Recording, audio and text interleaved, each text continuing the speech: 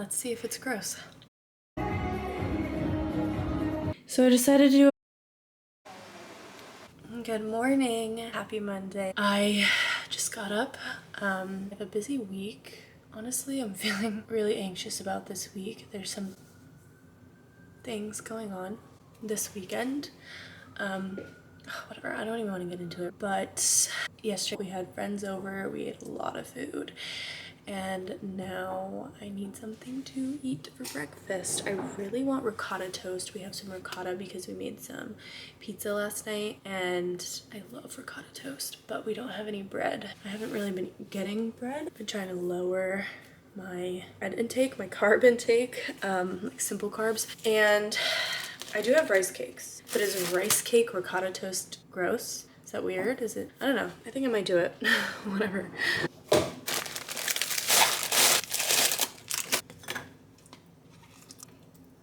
This might be disgusting, but who knows?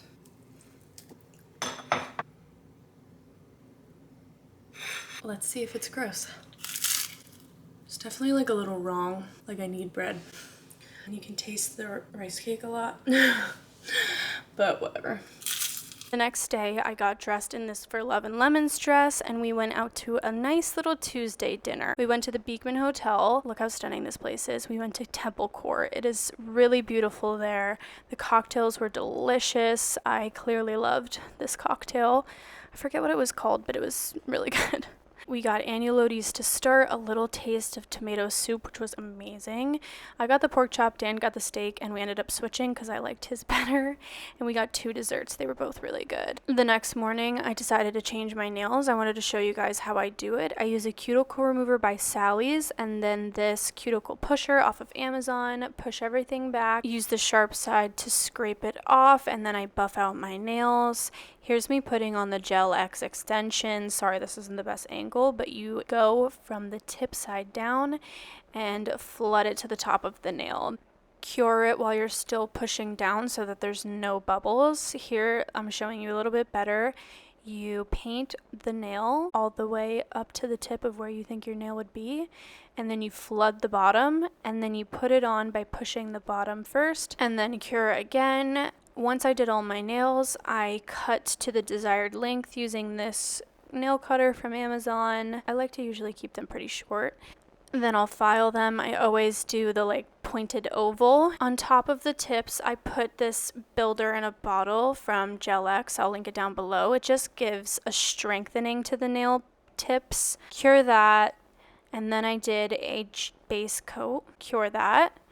And then I moved on to color. I decided to do a French, so I used this OPI Funny Bunny, and I was only going to do 1 coat of it, so I made sure that it was a nice full but thin coat. Cure that. And then I used this tool that I just got on Amazon. I will link it, and it helps with French manicure. You paint the top into the silicone ball, and then you push the tip of your nail in, and it creates a French. I dipped this brush in some nail polish remover to clean up the edges, and then did a top coat. Make sure your top coat reaches all your edges, and then you cure that. And I got nails that would have cost me like $90 in the salon. So I decided to do a French. So I used Funny Bunny, and then I used Ferrari Red as the tips. I saw Hailey Bieber do this, and I thought it was cute, so that's that. All right, I am heading out. I am going to Tracy Anderson. My first time going there. I'm really excited. I've done some of their online programs and things like that. Also, here are my nails. Yeah, we're gonna go try it out in the studio. I'm really excited. Here's Brooks, and apparently it's gonna be hot and hard, so I'm a little bit nervous, but we're gonna do it. I have my little sweat rag. I love this. I got it from Aloe. You roll it up and tuck it. I like a hot situation. And then water, and apparently they provide everything else. So yeah, let's go. Here's my outfit. I'm wearing this Uniqlo zip up just to take off in espresso. This is it. I just put on Seinfeld for Brooks, and I'll see you later. Headed over to the studio. I took an intermediate matte class. They keep the room at a really high humidity, so it's super hot. You're sweating from the beginning. You start by standing and doing some arms / a little bit of a warm up, and then the rest is on the mat. It's an intense class, but it's so fun. I am already obsessed and I already want to go back. Here's me after class, absolutely sweating my balls off.